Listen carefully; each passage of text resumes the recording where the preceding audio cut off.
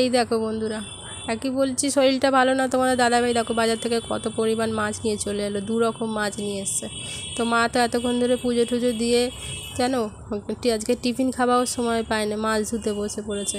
তো এই কত মাছ ধুতে ধুতে আর কত দেরি হয়ে গেল, এতগুলো মাছ ধুয়েছে। হ্যাঁ, কিছুটা তুলে রেখে দিই, আর অনেক সময় নেয় এই মাছগুলো ধুতে, অনেকটাই সময় নেয়।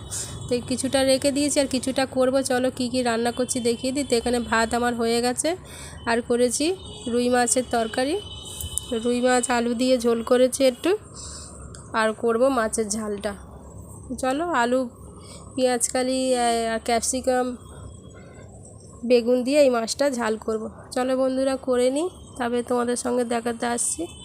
দেখো বন্ধুরা, মাছের ঝাল তো আমার হয়ে গেছে, দেখাচ্ছে। এই ভাত বেড়ে নিচ্ছি, অনেক দেরি হয়ে গেছে বন্ধুরা আস্তে আস্তে করতে অতগুলো।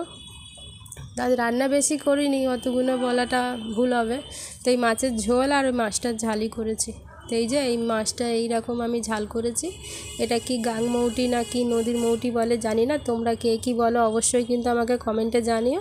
তো এই দেখো আমাদের মাছের ঝাল আমার হয়ে গেছে, আমি ভাত বাড়তে বসে পড়েছিলাম।